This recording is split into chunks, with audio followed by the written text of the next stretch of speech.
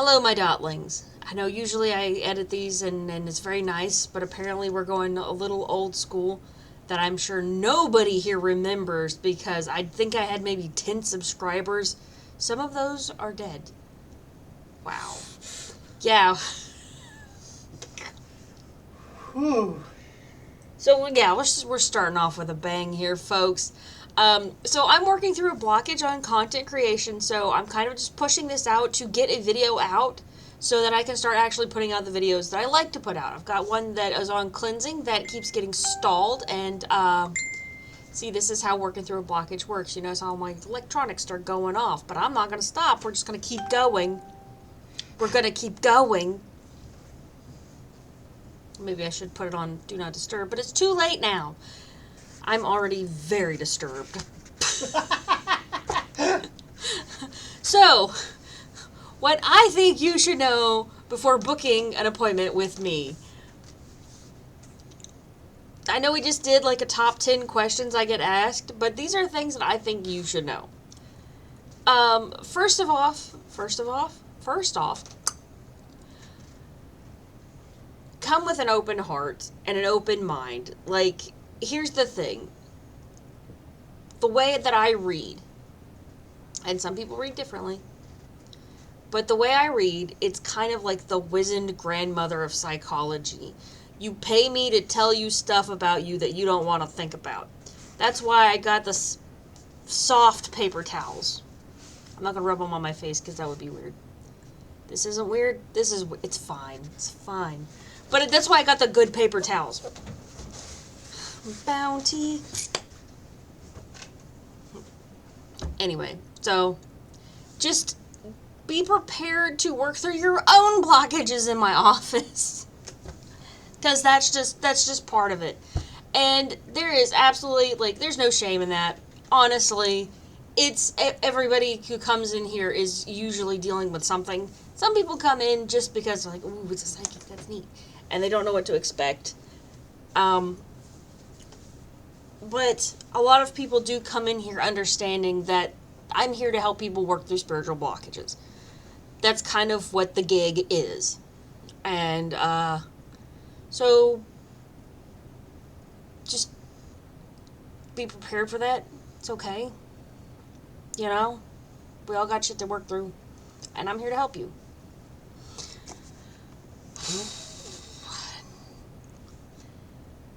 Okay, so the next thing.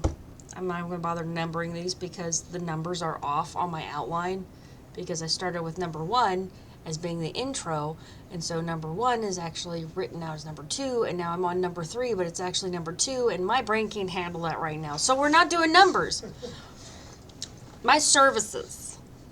I'll talk to you about my services because the way that I charge for my readings is by time. And usually, most psychics do charge like by the service they're providing. And that's usually has to do with like how hard it is to perform that service. Like, because these are emotionally, you know, there is emotional labor, we'll say, in this process. Like, but I personally charge for my time. And I try to use that time to help, you know, do whatever we need to do spiritually. But some of the things that I do, some of our tools, we'll say, are some of our dream interpretation. I love to do dream interpretation. Come and tell me your wacky dreams. We'll sit down and pick through it together. I do mediumship, but there's a caveat, and we will talk about that later.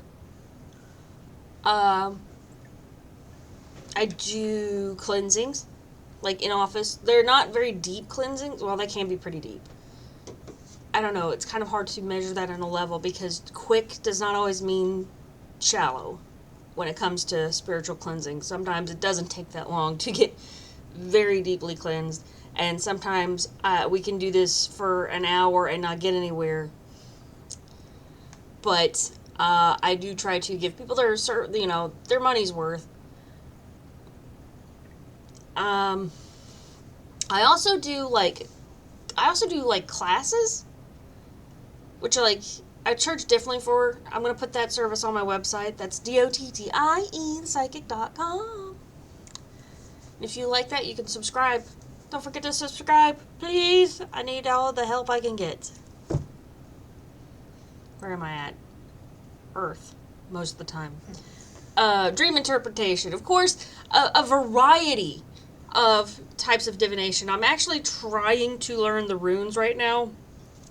It's kind of funny. There's a whole video here that I could do about runes versus tarot, because it seems like people are either really good at one or the other, but rarely do I find a reader who does both efficiently. It's usually like you pick one or the other, and that's where you start. So if anybody else has an experience, let me know. I'm interested in finding out like what the disconnect is there, but whatever. But I'm always looking to expand my ability to do different kinds of divination. The three that I promote the most are cards, palms, and crystal ball. The palms are pretty self-explanatory. Read your hands. That's your palms. You show me your hands, and I tell you what's going on in your life. The crystal ball is, it's scrying. I actually have a calcite crystal ball. That thing you can see right there, that actually is a crystal skull, which is really good for talking to your ancestors. That one is a fluorite crystal ball, but the one I actually like read is, where is my crystal ball? Right there. Oh, okay, it's over there in the corner. It's just a little hard to get to right now. About to have a moment, y'all. About to have a moment right here on camera. My daddy gave me that. He's been gone for a while now. But it is a calcite crystal ball, and because I might kind of fall into the occlusions, it's kind of hard to describe. It's scrying. We may do a video on that. There's an idea. I want to go back through and watch some of my old videos and just like write down every time I have a really cool idea for a video that never happens. We're working on the blockage. We're working on the blockage. We're doing this. We're doing this. Okay. I also do parties. Locally only. But even if you're like way far away and watching this, because I'm in West Virginia, Charleston, West Virginia, I'm a local psychic for the most part. But also I know that my audience here is much bigger than that, so you can reach me over Zoom or, not Zoom, I don't use Zoom because I actually pay for Google Meets. So we don't have to worry about it being only 45 minutes. I can stay on there as long as we want.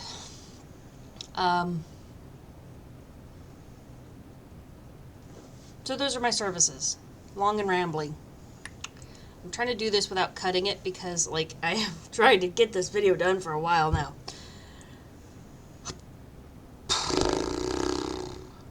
This is talking head style video, which is, I like video essay style video with my wigs that haven't been touched in like 2 years up there on the shelf. That makes me very sad because I got a new, like 4 new wigs and I don't know where they are. And that makes me mad. I know exactly where they are. Well, that makes me glad. I mostly know because the kitten was playing with one. It was doing the package. She was trying. Pre-teased wig. Okay. We'll work with it. We'll work with it. As long as she doesn't... She didn't get in the back, so you probably get it. As long as she doesn't perform some biological function, we're fine. I am recording. I am recording. I need to stay focused. Stay focused, Dottie. Hi. Where are we? Somewhere over the rainbow. Which brings us to our next thing. You can bring a friend. I actually have like 5 chairs in here for people to come and get readings. So a lot of times what people will do is they will bring a friend and they'll book for an hour and then split the hour in half so that they can get a discount.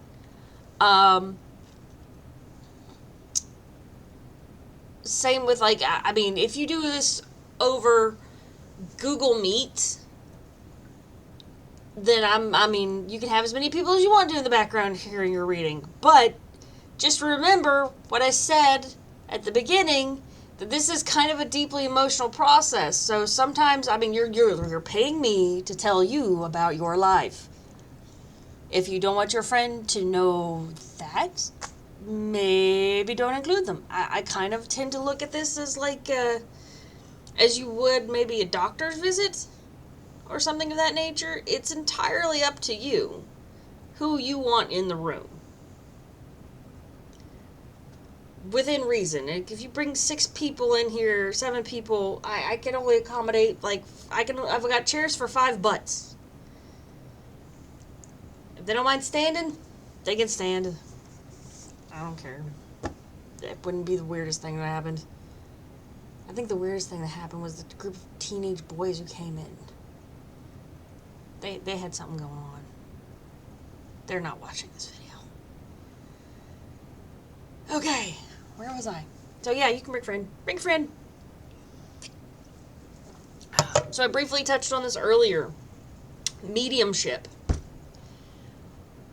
Yes, I do mediumship, but, however, number one, I can't make people show up. A lot of times what will happen is when somebody dies, they don't necessarily cross right over. And that's a certain type of spirit. They have a certain type of energy. Usually they're still kind of emotionally locked in. They're not quite let go of the karma of the world. And then there is this space in time where they're not available, so to speak. Like, I don't know what happens. They cross over, and from the moment they cross over until they come back, I'm not going to be able to reach them. And that's a phenomenon. I've talked to other mediums. They've definitely talked about it. Like, I've never had any formal mediumship training. It's one of those things that's kind of like, I learned mediumship from my mom. She was a very strong medium, but we don't necessarily, the way she taught me, it may not have the vocabulary to describe to you what I mean. Because the whole point of it is beyond this third dimensional understanding, right? That's neither here nor there. That was way tangent. Anyway, here's my thing about mediumship. I know a lot of competent mediums, and I love to do mediumship. If somebody shows up and wants to talk to you, or you want to talk to somebody and they're willing to come in and talk to you, that's fine. That's great. But there is I personally have a very hard limit when it comes to mediumship. I usually only do one session of mediumship with somebody unless I'm trying to teach them how to do what I do.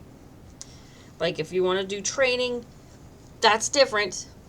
There's going to be a lot of different ghosts. You're not hinging your emotional well-being on what I'm telling you as a psychic. And that may sound a little, I don't know. Like, I've had a couple of people, not very many, not very often, who will ask me to contact their loved ones, and then they'll call me back and want to talk to them again and again, and I'm like, you're complicating your grieving by trying to go through me. You need to talk to your dead more directly. Like, they're your beloved dead. They're your ancestors. Let's figure out how we can facilitate you talking to them without having to pay me. Like, I like money, don't get me wrong. I like money. I like to eat. Food's good. Food costs money. Capitalism. Fuck. Oh, I gotta go left. Alright, I love you. He's going to a thing. Say bye, Aaron. Bye, Aaron. Love you. But I have a moral issue with taking somebody's money to do that over and over and over again. Like, they're your dead people. Not only is it like a little morally gray, as in it feels a little bit exploitative. I think that's the right word. Yeah. It feels a little exploitative, but it also feels a little invasive. Like, you don't need to talk to your dead husband through me a bunch of times. Like, that's a very personal, deep experience. And I understand sometimes it's hard, especially with your own ancestors. Like, and I have talked to my ancestors through a medium. I've had those moments where I had a hard time speaking directly to them because I had some guilt that made it hard for me to hear them. But a good medium, a good psychic is there to help you work through the blockages rather than like being a phone line, you know? That's just my opinion. Those are just my thoughts and my feels. And there are other people who think differently, I'm sure. Okay, so the next thing, things I don't do. We can just transition, that's the word I'm looking for. Transition from what I don't do as a medium to what I don't do in general. Like, I am a witch, personally. I am a psychic professionally. Like, whether I'm a witch or I'm a psychic is dependent on whether I'm on the clock or not. And I'm glad to help you do cleansings and things like that. Don't ask me to do your spell work. Don't ask me to do your homework. If you got somebody who is irritating the hell out of you and you want to banish them from your life, may I suggest you look up the myriad of freezer spells out there. There's plenty of people who will do the work for you or will take your money to do the work and then not. And there are plenty of tutorials that you can do it yourself. Especially when it comes to like some of the darker magic. I don't know you. I don't need your karmic crap. I've got plenty of my own, thank you. Yeah, that's kind of where it is. Like, I don't need to take on somebody else's negative charge. And there have definitely been times where, I'm glad to help with serious things. Like, if you've got somebody in your life who is toxic and you're trying to get them out of your life, I suggest certain spells or workings, but I am not going to do them for you. It's not a door I want to open. It's not something I want to do. I have occasionally I do a lot of candle prayers for people. I'll light a candle for you. But to actually like do a working, I have to actually personally know you and understand the whole situation. If you were thinking about doing a spell yourself and you want somebody else to do some divination to make sure you're on the right path, I'm down for that. Definitely. Come in, we'll turn some cards, we'll look at the crystal ball, we'll see we will scope out the whole situation. Not doing your work for you. I think I've said that enough times. See, now I've got this as 7, but it's actually 6. And that's why I've stopped saying the numbers. Next thing. If you're having trouble coming in and there's something scary and weird going on, sometimes if you do have a particularly negative entity or you have picked up a decent curse, not decent curse, just hex, whatever, that negativity wants to perpetuate itself and it's feeding off of you. So it's going to stop you from coming to see me because I'm going to do everything I can to help you get rid of it. If that feels like you are not powerless. If something is feeding off of you, all you have to do is stop feeding it. The first thing you do is kind of do a cleanse. Start to set up your own rituals, your own practices. You almost kind of have to start to become your own, like, you kind of have to save yourself a little bit. And that sucks. I'd be glad to help, but sometimes people cannot make it into the office because of, like, these negative entities and whatnot. And the first thing you do is a house cleansing and an aura cleansing, an energy cleansing. And I will try to find a decent one and link it below. There's several good ones. There's several crappy ones. I would avoid white sage unless you actually know what you're doing. And, like, yes, there's a cultural appropriation aspect, but there's also, like, ethical harvesting, which basically means the part of the reason that we don't use white sage is because it actually ended up like on the endangered species list because people were not harvesting it correctly and they nearly wiped it out. I don't know how near wiped out. I think it might have just been endangered, not endangered. It might have been at risk, not like fully endangered. I don't know. I'd have to look it up, but that's neither here nor there. But also, if you don't know what you're doing with it, a lot of times people will just burn it in their house and they'll be like, oh, everything's better. And then a month later, whatever it is comes back with a vengeance. Because it doesn't actually, like, it. Sean Klin did a really good video on this, and I might link that below. But I would suggest using a bell or even, like, a cleansing spray in your house.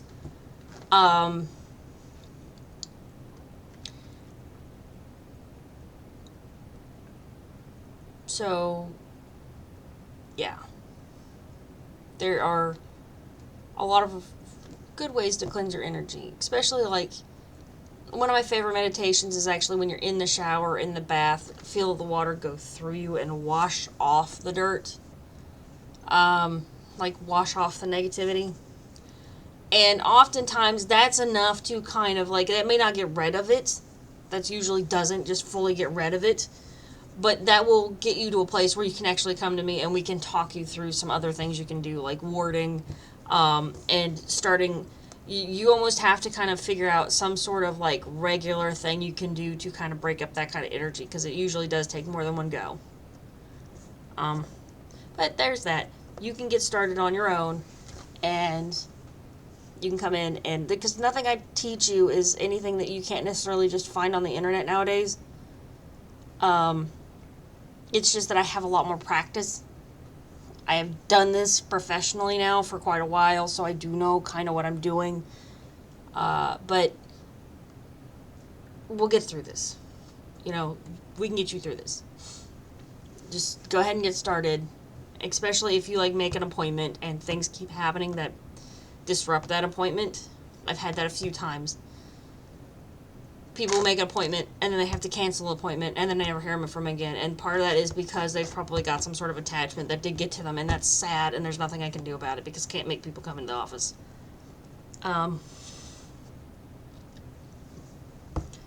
It is what it is. I am not starting this over again. I'm just going to go with it. This really feels like when I first started YouTube, this is how I did my videos. I would just get on here and ramble, and I would restart the video a million times. I mean, I would get like 5, 10, 15 minutes in and just delete the whole thing and start again because I didn't know how to edit. So, like, the video would be going along just fine, and then I would get myself caught up in what I was saying. And I've tried to just say what I mean and mean what I say, and that helps, but also it's life. Life's hard. Where was I? Oh, this is funny. We're sitting here talking about old content. For a long time, I was consistent with my content, and then I'm not consistent with my content. Like, if you can tell, you can see where I've started into a depressive episode, and it takes me forever to get back into the content. Even once I get free of that, even once I get free of a mental health episode, I still have to get back on track, which is what I'm trying to do now. Which brings me to the next point. Even if my content is inconsistent, I am still doing readings out there, okay? So just look me up. Dottie, thepsychic.com. And I will hopefully have the myriad of other content that I put out in the world because I've probably got an account on nearly every platform. Maybe not every platform. I can definitely think of a few that I'd avoid. Anyway, but even if my content falls completely off, which it does on occasion, it really has, and I am still out here doing readings for a living trying to get my name out there, trying to get famous so that I don't have to advertise anymore. So, yeah. There you go.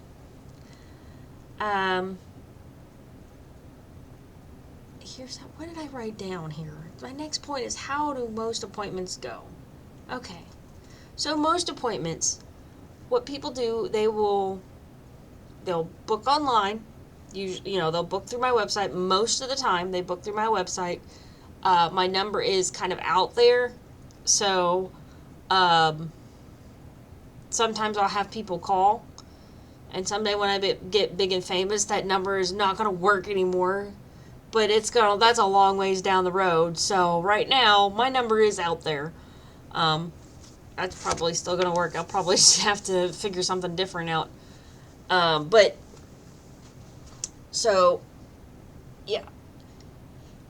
You can call and set up an appointment. You definitely, the best way to do it is to go through the website. So you set up your appointment. Then, a lot of times I will text, or you have a place in the thing to leave a message about whether you want to do it via chat, like video chat, if you want to do over the phone, or if you want to meet in the office. And if you don't tell me, I usually will go and ask, because that's the one flaw in all, like, I love my program so much. My website, the whole thing is, like, integrated. But for some reason, it won't let me, like, leave options for people to be like, okay, yes, this is how I want my appointment to go. I don't know why, but they don't feel like I need that, so whatever. Anyway, but that's how, if you want a video chat, I will send you a link. When it comes time, you click on the link, and it's like a normal phone call. Well, it's like a video call. You can see me. You can hear me. The phone works like a phone. I will call you at the time of the appointment. And of course, if you come to my office, I will, you have to text me.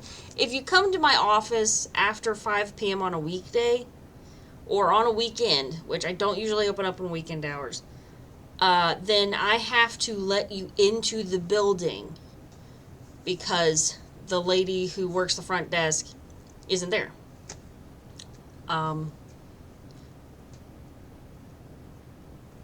Yeah. So, you come in, I'll give you a choice of divination. Usually, like, I just say, what kind of reading are you looking for? And when I say that, I'm actually interested in kind of what you are thinking about what I do. Because it tells me very much like, oh, I would like a tarot card reading. So you're interested in, that's pretty easy. I do tarot card reading. And a lot of times people ask me about what kind of different things I do. Talked about that earlier. A lot of times people will ask things like career or love, or what we think of as being standard different kinds of readings. A lot of times people ask me, like, what kind of readings do I do? I'm like,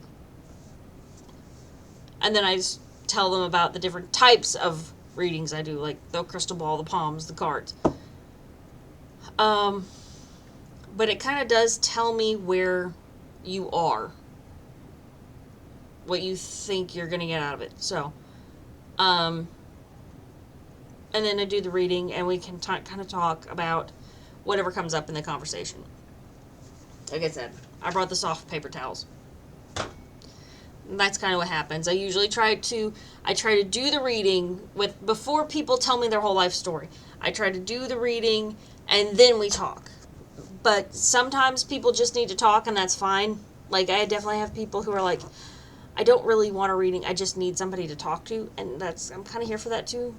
It doesn't bother me to just be the person to talk to. Like, who am I going to talk to? Who am I going to tell?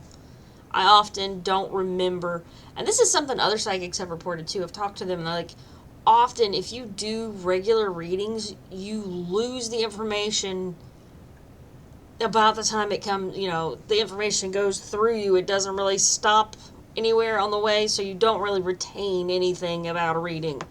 Like, if you talk to me on the street and ask me, I was like, oh, I had a reading with you, such and such. I was like, I will remember you coming in, and I might remember your face. But I'm probably not going to remember any details of that reading. So that's interesting. I'll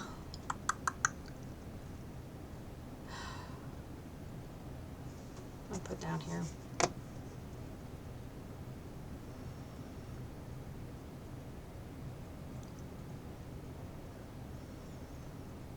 What was the thing I replaced that with? Don't stiff your psychics. I don't know. One person stiffed me a while ago. One person stiffed me not too long ago. I don't think they meant to. I think it was an electronic glitch, but they haven't gotten back to me and asked me why I didn't get paid. It's bad luck to stiff a psychic. I'm not coming after you. I just think it's rude, and I probably won't take your appointments anymore.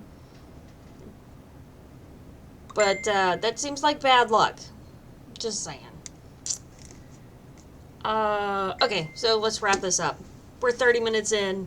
I'm tired.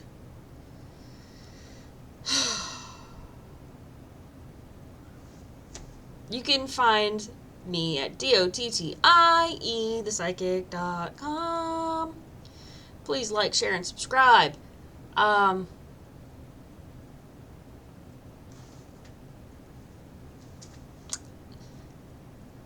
don't know. I think that's all I got. I think I've run out of executive function. But we got through this.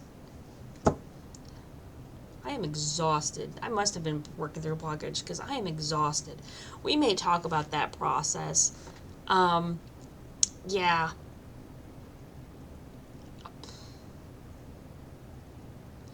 Safe travel and much profit to you.